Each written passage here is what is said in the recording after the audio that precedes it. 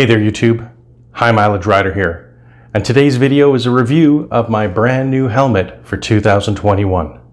There was nothing wrong with my Shoei helmet other than the fact that I dropped it on my last trip out to BC. I dropped it standing beside my motorcycle actually, and it rolled down a hill. I didn't think it was much of an impact at the time, but when I looked at it later on the crown of the helmet, I had 4 chips and a crack. And the crack went about 1 inch. It didn't look that much, but you know what?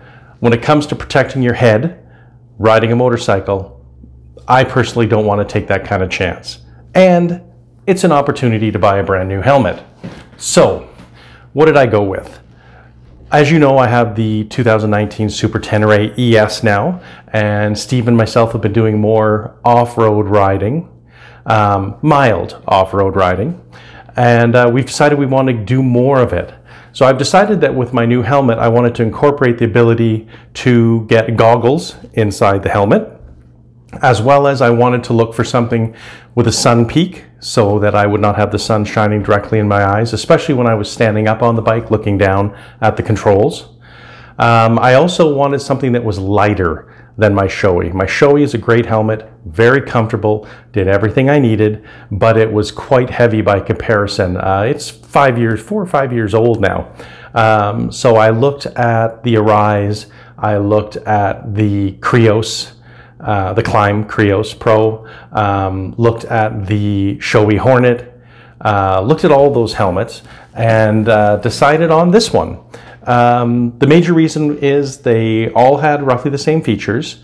This one fit my odd-shaped head the best and was the price that I wanted. I was able to get this down from $669 Canadian down to $550 Canadian. So I thought that was a pretty good price for a helmet that is not only DOT approved but also ECU approved. So, drum roll please. I bought an AGV, and the AGV I bought is the AX-9. It's in a medium-large shell. Obviously this is the box that it comes in. The helmet is not in there now because I've already taken the liberty of putting my camera and my SENA on the helmet, so it will now not fit back in the box. But inside the box you get a really cool bag to put your helmet in. This helmet also comes with a pin lock included, and I'll tell you a story about that a little bit later. You get a sticker and a bag of bits. The visor peak is removable, and these little plugs can go in the hole where the screws are to hold the visor peak. Other than that, there's not much else in the helmets, or in the box, I'm sorry. So let's see the helmet. Now I chose this version because it has the red stripe which matches my motorcycle, and everybody knows it's all about matching your bike.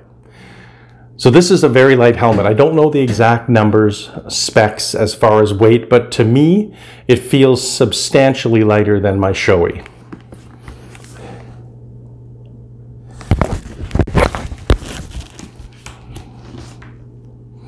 It's an incredibly comfortable helmet to wear, even more comfortable than my Shoei. It also has a little bit deeper pockets for the SENA speakers to go into. No problem hooking up the SENA clamp on the side. You could also use the 3M tape if you wanted to and didn't want to put a clamp in. No problem putting on my TOZ curved GoPro mount off the front. So this helmet has a lot of really cool features that we'll talk about. First one being, of course, the peak. Now on the peak, you will notice that there is this little faceplate. This pops off. There's a flat opening there. Now you can use either a coin. I wouldn't recommend it because it is soft plastic. So I just keep a small flathead screwdriver in the top box of my case in case I decide I want to take this peak off. For example, if it's really, really windy.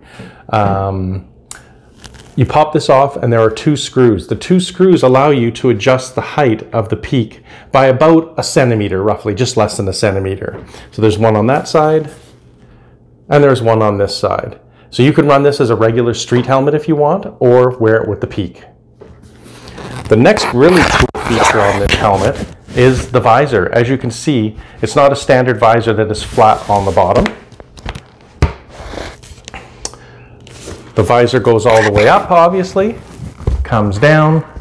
This is the first click setting for using, for clearing, if you like, moisture, condensation inside the visor. It can also set here. It has a very strong ratcheting system here on the side, so it stays exactly where you put it at highway speeds, 100, 120 kilometers an hour. The visor does not move, it does not flex.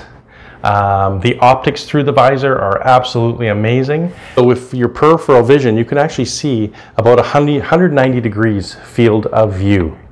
Now I have put the pin lock into this helmet. As you will see there, it says pin lock, and of course it follows the same shape as the visor. Now, I've had a couple of problems with the pin lock initially.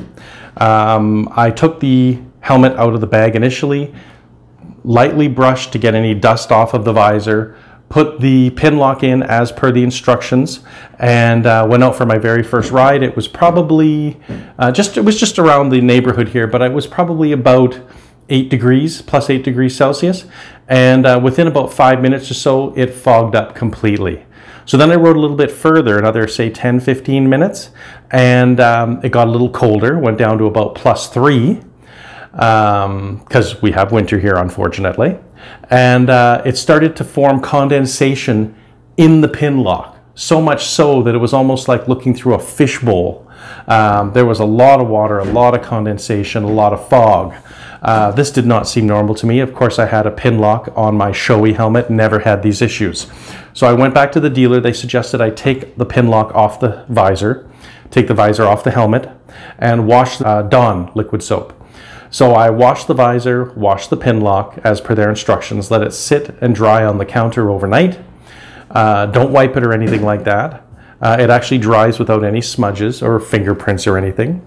I reassembled the visor with the pin lock, put it back in the helmet, and then went out for a ride last weekend for about an hour or so. It was +6 degrees when we started. No rain or anything like that, but it was pretty chilly, and it fogged up again. So I stopped, I took the pin lock out, wiped the inside of the visor, continued with my ride. Contacted Argyle Motorsports, where I bought the helmet, and the people there have been absolutely wonderful to deal with. That's why I buy stuff from there and from Riverside, because they're wonderful to deal with. Anyways, they contacted AGV, and AGV has agreed to replace the visor and the pin lock under warranty. So I should get those in the next few weeks. Unfortunately, I may not be able to go riding until the spring, but we'll put the pin lock in right away and see how it looks. So, in case you buy this helmet, that may be an issue. I don't know if it's a design issue or I just got a faulty pin lock that had pinholes in it or something to allow condensation in. Now, one of the wonderful things that I love about this helmet, and I will just move my GoPro so that you can see this, is the front air vent. It's a very interesting design. You can move this up and down to allow more airflow through, but if you're, say, riding off-road and you need even more airflow, all you do is pop this, and this piece comes right out. It has a filter inside that is washable. There is also a matching piece inside that comes out. I won't pull it out because it'll be hard for you to see with the camera angle, but it comes out, and it also has a switch on it so that you can have the air that comes through here go straight through to cool you, or push up to defog the visor if you, say, did not have a pin lock in it. So I think that's a really, really cool feature, especially when it's warm out and you decide if you want to get a little bit more air, clicks right back in.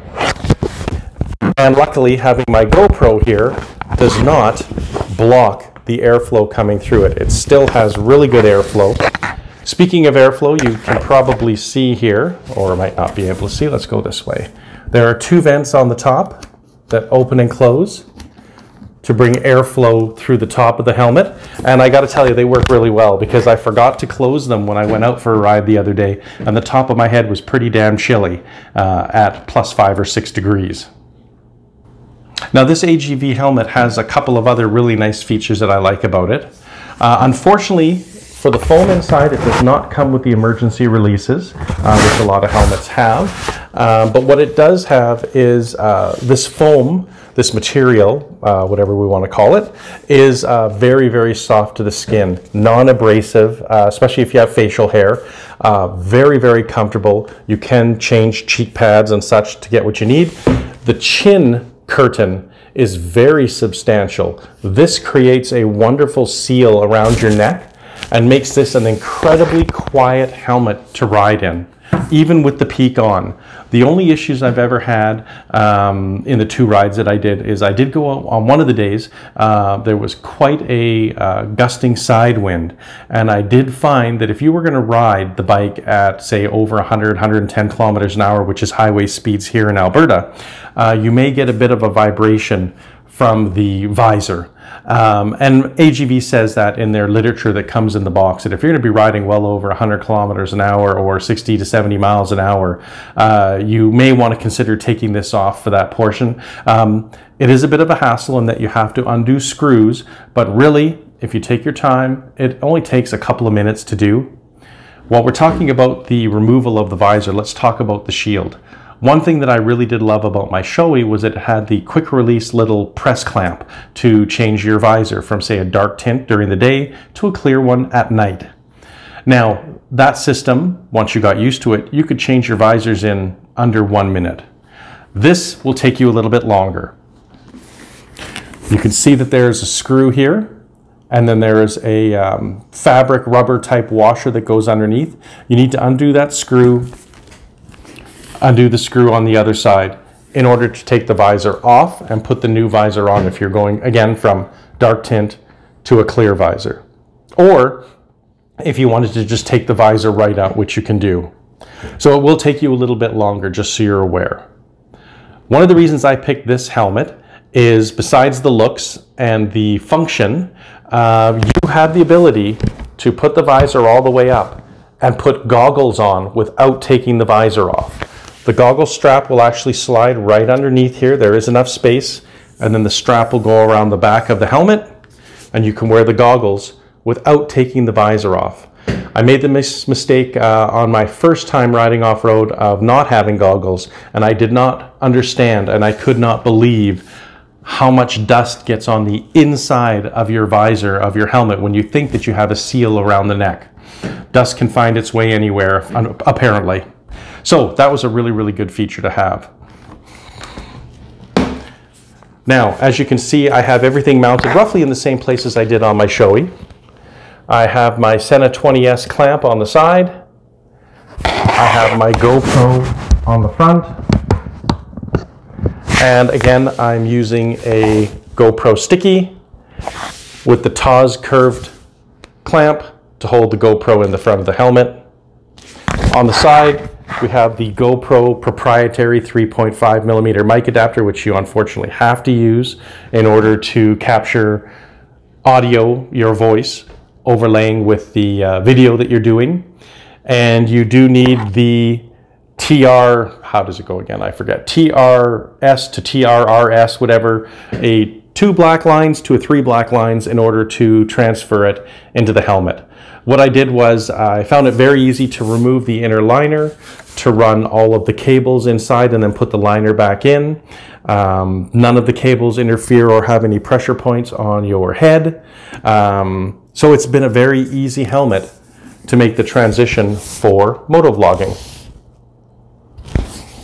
And again, even with the camera on the front and even with the SENA on the side, it is still substantially lighter than my Shoei. So $550 for this helmet. I did have an issue with the pin lock, and no problem dealing with AGV for any warranty issues. The helmet seems to be constructed very well. It's very firm plastic, or whatever material it's made of. You can look those kind of specs up online. That's what Google's for. Looks great. Fit and finish of the paint Fit and finish of the assembly of the helmet is awesome, in my opinion. Well on par with the Shoei that I had. Yeah, I think it's a really good bang for the buck at $550 Canadian. Give it a try. I don't think you'll be disappointed. Anyways, this will be the helmet. This will be the setup we'll be using for our videos in 2021. So for those of us that live in Canada and our riding season is now at an end, let's pray for an early spring. For those of you who live in warmer climates and you can still keep riding, we are envious. And remember, keep the rubber side down and keep your right hand cranked. And please be safe out there.